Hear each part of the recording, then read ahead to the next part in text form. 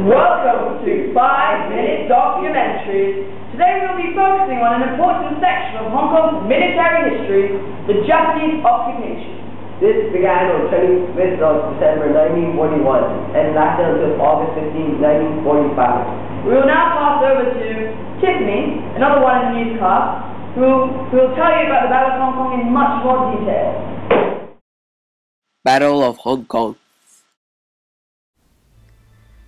The Battle of Hong Kong happened during the Pacific Campaign of World War II. This fight began on the 8th of December 1941 and lasted 18 days. The two sides were the British, Canadians, Indians, Hong Kong Defense Forces, and of course the Japanese. Hong Kong was greatly outnumbered. The Japanese had 52,000 troops, whereas Hong Kong only had 14,000. The battle started at approximately 8:30 a.m. when the Japanese soldiers crossed the Shenzhen River and attacked Hong Kong. They then advanced to break up the defense line and take away Shinmeng Reservoir on the 11th. Following that, they conquered Kowloon on the 13th, while the remaining Hong Kong troops fled to Hong Kong Island.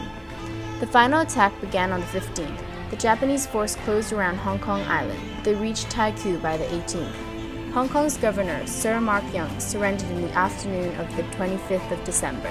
This marked the start of the Japanese occupation. Rolling in 3, 2, 1.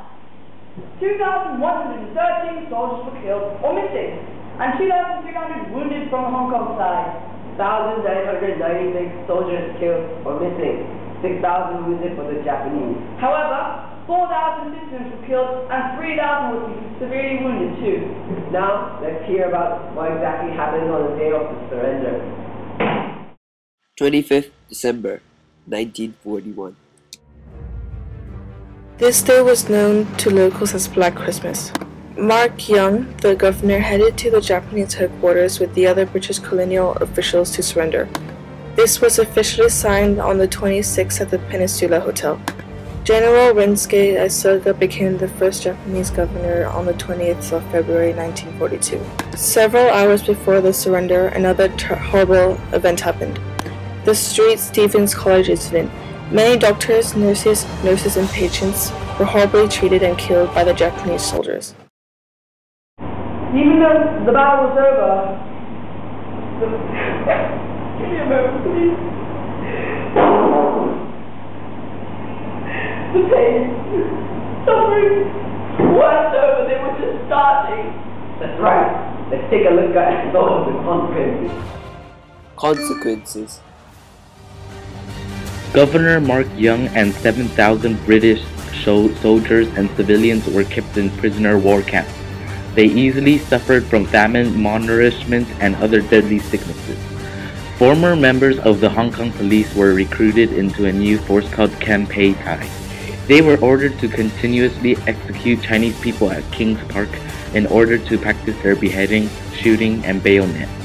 Citizens lived a life of fear. It was estimated that more than 10,000 women were raped in only the first few days after the capture. A large number of dissidents, people who rebelled, were also executed. The Hong Kong dollar was replaced by the Japanese yen. Constant changes in the value forced the economy into a crisis. Many Hong Kong citizens suffered from this, and tens of thousands of people became homeless. During the Japanese occupation, they created extreme rations for normal citizens, just to conserve food for the soldiers. This simply led people to starvation levels, and many diseases were spread.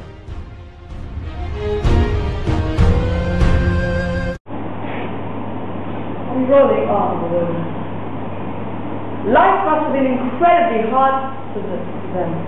Extremely. We are almost to the end of our program today. To finish off, let's hear about the surrender of the Japanese. The Japanese occupation of Hong Kong ended by 1945. This was mostly due to the United States dropping an atomic bomb on Hiroshima and Nagasaki.